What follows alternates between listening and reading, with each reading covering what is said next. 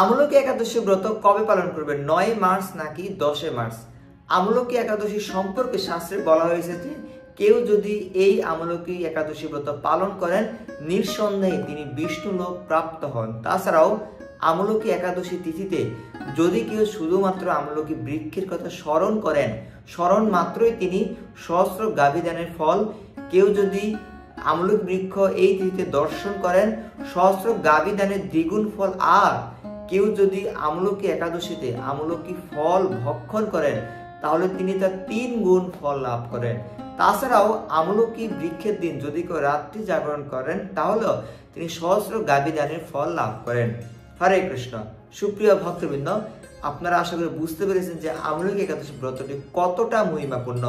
এই একাদশী ব্রতটি আপনি কিভাবে পালন করবেন, কবে পালন করবেন, আমলকি একাদশী ব্রতের দিন কি কি করতে হবে, আমলকি একাদশী ব্রতের ব্রত মাহাত্ম্য কথা এবং সারা বিশ্বের পালনের সময়সূচি সকল কিছু আমরা একটি মাত্র ভিডিওতে জানতে চেষ্টা করব। তো প্রথমে জানবো কবে এই আমলকি একাদশী ব্রত পালন করতে হবে। আমলকি একাদশী ব্রত পালন করতে হবে 10 মার্চ রোজ সোমবার, ফাল্গুন মাসের শুক্লপক্ষের আমলকি একাদশী ব্রত 10 মার্চ সোমবার আমাদেরকে পালন করতে হবে। তো কিভাবে এই একাদশী ব্রত পালন করবেন? আমলকি একাদশী ব্রতের আগের দিন আপনাদেরকে নিরামিষ আহার করতে হবে। তবে নিরামিষ খাদ্যদ্রব্যটি ভগবানকে নিবেদন করে প্রসাদ হিসেবে গ্রহণ করতে চেষ্টা করবেন। ধূতক্রীড়া, তাস, পাশা, জুয়া বর্জন করবেন, যৌনসঙ্গ বর্জন করবেন। একাদশীর আগের দিন আপনারা রাত 12টার পূর্বে রাতের আহারটি সম্পন্ন করে ঘুমোতে যাওয়ার পূর্বে অবশ্যই দন্ত মার্জন করে নেবেন। একাদশীতে সাধারণত নির্জল উপবাস পালন করতে হয়, কিন্তু আমরা কলিযুগে অন্নগত প্রাণ হওয়ার কারণে নির্জল উপবাস পালন করতে পারি না। সেই জন্য একাদশীর দিন আমরা খুব ভোরে শয্যা ত্যাগ করে স্নান করে নিব, আমাদের দাদুর সঙ্গে তিলক ধারণ করে নিব, প্রতিদিনের মতো গৃহের নিত্য পূজা সম্পন্ন করে নিব।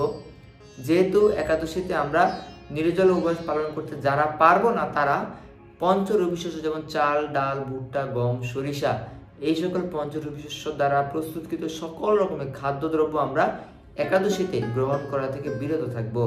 শাস্ত্রে বলা হয়েছে একাদশীতে পঞ্চরবি শস্যের মাঝে বিভিন্ন পাপ লুকায়িত থাকে, তাই যদি কেউ পঞ্চরবি শস্য গ্রহণ করে তাকে ওই সকল পাপ গ্রহণ করতে হবে। তো আমরা তাহলে কি কি গ্রহণ করব? আমরা ফল, জল, দুধ, সবজি, সাবু ইত্যাদি গ্রহণ করতে পারি। তো সবজি রন্ধনের ক্ষেত্রে আমরা সূর্যমুখী তৈল, ঘি অথবা বাদাম তৈল দিয়ে রন্ধনকৃত সবজি গ্রহণ করব, কেননা একাদশীতে সয়াবিন তৈল ব্যবহার করা যাবে না। একাদশীর দিন আমরা আমলকি একাদশী ব্রতের ব্রত মাহাত্ম্য কথা শ্রবণ করব। তারপর আমরা শ্রীমদ্ ভগবদ্গীতা থেকে শ্লোক পাঠ করব, শ্রীমদ্ ভাগবতম অধ্যয়ন করতে পারি, বেশি বেশি করে হরে কৃষ্ণ মহামন্ত্র জপ কীর্তন করবো। যারা নিয়মিত 4 মালা 8 মালা জপ করেন তারা আমলকি একাদশী ব্রতের দিন 16 মালা জপ করবেন, আর যারা নিয়মিত 16 মালা করেন তারা ওই একাদশীতে 25 মালা জপ করবেন।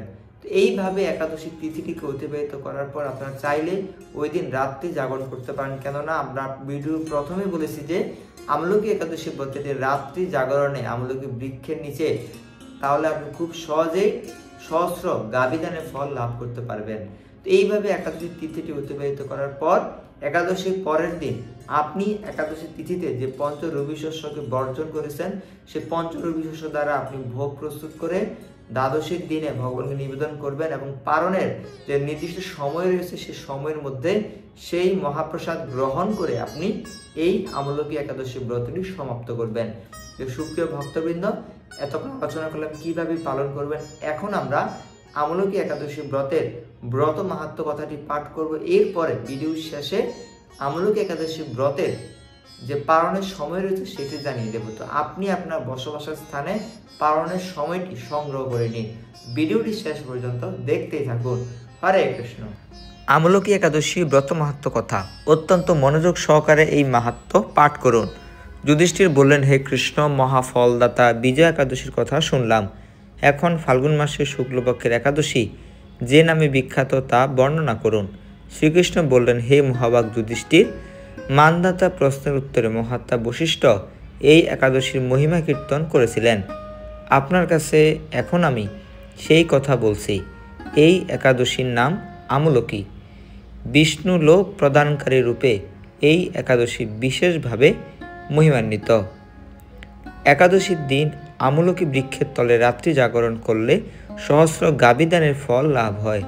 হে পাণ্ডুনন্দন, পূর্বে ব্রহ্মার রাত্রিতে দৈনন্দিন প্রলয় উপস্থিত হলে স্থাবর জঙ্গম সহ দেবতা, অসুর ও রাক্ষস সব কিছুর বিনাশ হয়। তখন ভগবান সেই কারণ সমুদ্রে অবস্থান করেন। তার মুখপদ্ম থেকে চন্দ্রবর্ণের এক বিন্দু জল ভূমিতে পড়ে। সে জলবিন্দু থেকে একটি বিশাল আমলকি বৃক্ষ উৎপন্ন হয়। এই বৃক্ষের স্মরণমাত্র গোদানের ফল দর্শনে তার দ্বিগুণ এবং ফল ভক্ষণে 3 গুণ ফল লাভ হয়।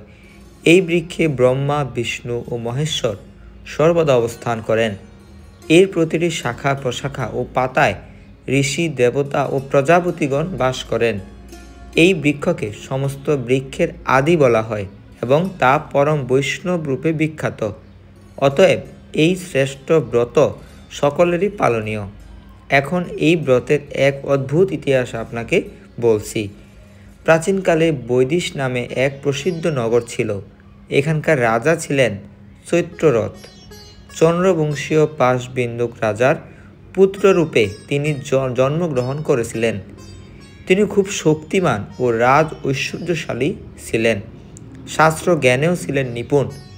তার রাজ্যে দিব্য আনন্দ পূর্ণ মনোরম পরিবেশ ছিল। প্রজারা ছিলেন বিষ্ণু ভক্তিপরায়ণ। সকলেই একাদশী ব্রত পালন করতেন। রাজ্যে কোনো অভাব অমঙ্গল ছিল না। এইভাবে প্রজাদের নিয়ে রাজা সুখে দিন যাপন করতেন। এক সময় ফাল্গুনী শুক্লপক্ষের দ্বাদশী যুক্ত আমলকি একাদশী তিথি সমাগত হওয়ায় রাজ্যের সকলেই এই ব্রত পালনের সংকল্প করলেন। ওই দিন প্রাতঃস্নানের পর প্রজাদের নিয়ে রাজা ভগবান শ্রী বিষ্ণুর মন্দিরে যান। সেখানে সুবাসিত জলপূর্ণ কলস, ছত্রক, বস্ত্র, পাদুকা, পঞ্চরত্ন ইত্যাদি দিয়ে সাজিয়ে স্থাপন করেন।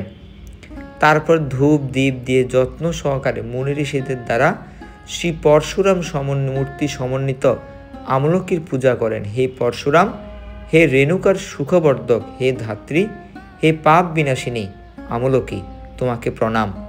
আমার অর্ঘ্য জল গ্রহণ করো।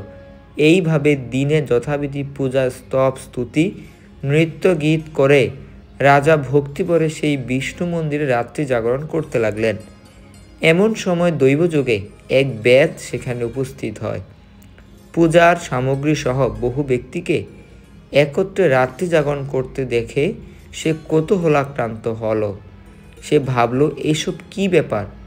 বিষ্ণু মন্দিরে প্রবেশ করে সে বসে পড়ল। কলসের উপরে স্থাপিত বিষ্ণু মূর্তি দর্শন করল। ভগবান বিষ্ণু ও একাদশীর মাহাত্ম্য সে মনোযোগ দিয়ে শুনল। সারাদিন ওই বেদ কিছুই আহার করেনি। এইভাবে ক্ষুধায় কাতর হয়ে সেখানে সে রাত্রি জাগরণ করল। পরদিন প্রজাসহ রাজার নগর দিকে যাত্রা করলেন। বেদও তার গৃহে ফিরে গেল।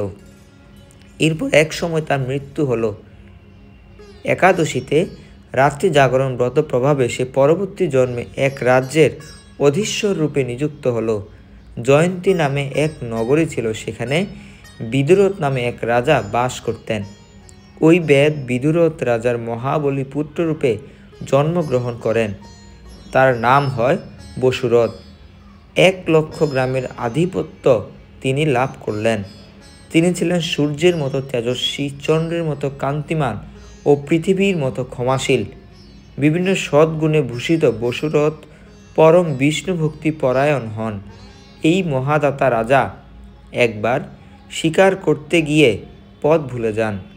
গভীর জঙ্গলের মধ্যে ক্ষুধায় পীড়িত হয়ে তিনি ক্লান্তিবশত শুয়ে পড়েন। এমন সময় কতগুলি পর্বত নিবাসী শ্লেষ্য রাজার কাছে এসে নানাভাবে উৎপীড়ন করতে থাকে। রাজাকে তাদের শত্রু মনে করে তারা তাকে হত্যা করতে চেষ্টা করে। পূর্বে এই রাজা আমাদের পিতা মাতা, পুত্র পৌত্র সবাইকে মেরে ফেলেছে, আমাদের গৃহছাড়া করেছে। এরকম বলতে বলতে শ্লেষ্ঠরা রাজাকে হত্যা করতে উদ্যত হয়। তারা বিভিন্ন অস্ত্রশস্ত্রে তাকে আঘাত করতে লাগলো। আশ্চর্যজনকভাবে সকল প্রচেষ্টা ব্যর্থ হয়। রাজার কোনো ক্ষতি তারা করতে পারল না। তখন রাজার শরীর থেকে নানা অলঙ্কারে বিভূষিতা এক পরমা সুন্দরী স্ত্রী মূর্তি আবির্ভূতা হন। মহাশক্তিধারিণী ওই নারী অল্প সময়ের মধ্যেই সকল পাপী স্নেশ্বকে নিধন করল। রাজার নিদ্রা ভঙ্গ হলো। ভয়ানক হত্যাকাণ্ড দেখে তিনি অত্যন্ত বিস্মিত হলেন। তিনি বললেন, আহা, আমার শত্রুদের হত্যা করে কে আমার প্রাণ রক্ষা করল? এমন কৃপালু কে আছে, আমি তার প্রতি কৃতজ্ঞতা প্রকাশ করি। এমন সময় দৈববাণী হলো, ভগবান কেশব ব্যতীত শরণাগত রক্ষা করার কে আছে? তিনি শরণাগত পালক। এই শুনে ভক্তিযুক্ত চিত্তে গৃহে ফিরে এলেন। প্রজাসহ মহাসুখে ইন্দ্রের মতো নিষ্কণ্টক রাজ্য ভোগ করতে লাগলেন। ব্রত মাহাত্ম্যের আমরা এখন ঠিক শেষের দিকে অবস্থান করছি। বশিষ্ঠ বললেন, হে রাজন, যে মানুষ এই পরম উত্তম আমলকি একাদশী ব্রত পালন করেন তিনি নিঃসন্দেহে বিষ্ণু লোক প্রাপ্ত হন। তো সুপ্রিয় ভক্তবৃন্দ, এখন আমরা পালনের সময় প্রদান করব। আপনি আপনার বসবাসের স্থানে পালনের সময়টি এখান থেকে সংগ্রহ করে নিন এবং অবশ্যই একাদশী ব্রতটি পালন করবেন। বাংলাদেশে পালনের সময় সকাল 6টা 18 থেকে 8টা 46 মিনিট, পশ্চিমবঙ্গ ভারত 5টা 50 থেকে 8টা 16, দিল্লি সকাল 6টা 35 থেকে 8টা 16, বৃন্দাবন 6টা 33 থেকে 8টা 16, উত্তরপ্রদেশ 6টা 20 থেকে 8টা 16, মুম্বাই 6টা 50 থেকে 8টা 16, পুনে 6টা 46 থেকে 8টা 16, নাগপুর সকাল 6টা 25 মিনিট থেকে সকাল 8টা 16 মিনিটের মধ্যে পালন করতে হবে। চেন্নাই সহ তামিলনাড়ু 6টা 18 থেকে 8টা 16, ভুবনেশ্বর সহ উড়িষ্যা 5টা 58 থেকে 8টা 16, বিহার সকাল 6টা থেকে 8টা 16, ঝাড়খণ্ড সকাল 6টা থেকে 8টা 16, ছত্তিশগড় সকাল 6টা 14 থেকে 8টা 16, শিলং সহ মেঘালয় সকাল 5টা 35 থেকে 8টা 16, গুয়াহাটি সহ আসাম সকাল 5টা 36 থেকে 8টা 16, মণিপুর সকাল 5টা 27 থেকে 8টা 16। পরবর্তী পালনের সময় মিজোরাম সকাল 5টা 30 থেকে সকাল 8টা 16 মিনিট, সিকিম 5টা 50 থেকে 8টা 16, আগরতলা সহ ত্রিপুরা 5টা 37 থেকে 8টা 16, নাগাল্যান্ড সকাল 5টা 25 থেকে 8টা 16, অরুণাচল প্রদেশ সকাল 5টা 30 থেকে 8টা 16, উত্তরাখণ্ড 6টা 27 থেকে 8টা 16, হিমাচল প্রদেশ 6টা 36 থেকে 8টা 16, পাঞ্জাব সকাল 6টা 43 মিনিট থেকে সকাল 8টা 16 মিনিট, হরিয়ানা 6টা 39 থেকে 8টা 16, গুজরাট 6টা 55 থেকে 8টা 16, রাজস্থান 6টা 48 থেকে 8টা 16, মধ্যপ্রদেশ 6টা 28 থেকে 8টা 16, হায়দ্রাবাদ তেলেঙ্গানা সকাল 6টা 27 মিনিট থেকে 8টা 16, বিশাখাপত্তনম অন্ধ্রপ্রদেশ সকাল 6টা 8 মিনিট থেকে 8টা 16, গোয়া সকাল 6টা 44 মিনিট থেকে 8টা 16, বেঙ্গালুর সকাল 6টা 29 থেকে সকাল 8টা 16 মিনিট, কেরালা সকাল 6টা 33 থেকে 8টা 16, জম্মু কাশ্মীর 6টা 46 থেকে 8টা 16, নেপাল 6টা 17 থেকে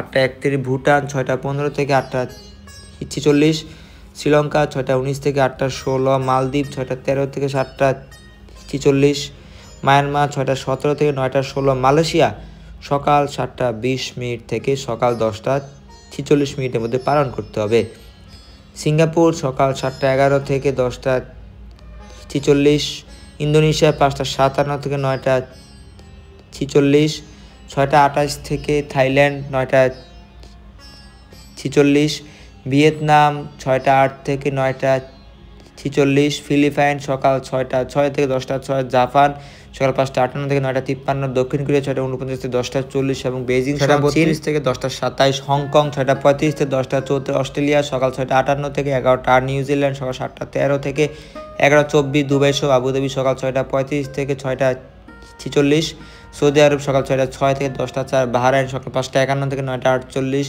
কুয়েত সকাল 6টা 2 থেকে 9টা 59, কাতার সকাল 5টা 47 থেকে সকাল 9টা 45 মিনিটের মধ্যে পালন করতে হবে, ওমান 6টা 19 থেকে 6টা 46, সাইপ্রাস 10টা 24 থেকে 10টা 38, রাশিয়া 11টা 24 থেকে 11টা 38, ফিনল্যান্ড সকাল 10টা 24 থেকে 10টা 38, রোমানিয়া সকাল 10টা 24 থেকে 10টা 29, ইটালি সকাল 6টা 28 থেকে 10টা 22, জার্মানি সকাল 6টা 29 থেকে 10টা 21, ফ্রান্স সকাল 7টা 12 মিনিট থেকে সকাল 11টা 4 মিনিটের মধ্যে পালন সম্পন্ন করতে হবে, সুইজারল্যান্ড 6টা 50 থেকে 10টা 43, নেদারল্যান্ড সকাল 7টা 3 থেকে 10টা 55, স্পেন সকাল 7টা 32 থেকে 11টা 27, লন্ডন সকাল 6টা 23 থেকে 10টা 15, আয়ারল্যান্ড সকাল 6টা 48 থেকে 10টা 39, পর্তুগাল সকাল 6টা 53 থেকে 10টা 49, সাউথ আফ্রিকা সকাল 5টা 53 থেকে 10টা 1, মরিশাস সকাল 6টা 11 মিনিট থেকে সকাল 6টা 46 মিনিটের মধ্যে পালন করতে হবে, নিউ ইয়র্ক সকাল 7:15 থেকে 11:09, কানেকটিকাট সকাল 7:10 থেকে 11:04, নিউ জার্সি সকাল 7:17 থেকে 11:11, ওয়াশিংটন ডিসি সকাল 7:26 থেকে 11:21, নর্থ ক্যারোলিনা সকাল 7:37 থেকে 10:32, জর্জিয়া সকাল 7:50 থেকে 11:43, ফ্লোরিডা সকাল 7:44 থেকে 11:41, টেনেসি সকাল 7:02 থেকে সকাল 10:57, মিশিগান সকাল 8:02 থেকে 11:55, শিকাগো সকাল 7:10 থেকে 11:04, ডালাস সকাল 7:43 থেকে 11:39, ক্যালিফোর্নিয়া সকাল 7:16 থেকে 11:11, সান ফ্রান্সিসকো সকাল 7:27 থেকে 11:22, ওয়াশিংটন স্টেট সকাল 7:24 থেকে 11:16, মন্ট্রিয়াল কানাডা সকাল 7:15 থেকে 11:08, টরন্টো সকাল 7:38 থেকে সকাল 11:31 মধ্যে পালন করতে হবে। অন্টারিও সকাল 8:01 থেকে 11:52, অটোয়া সকাল 7:24 থেকে 11:16, সকাল ম্যানিটোবা সকাল 7:54 থেকে 11:43, আলবার্টা সকাল 8:14 থেকে 11:59, ব্রিটিশ কলম্বিয়া সকাল 7:45 থেকে 11:35, সাসক্যাচুয়ান সকাল 7:29 থেকে সকাল 11:19 মধ্যে।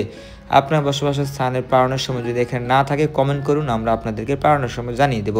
হরে কৃষ্ণ।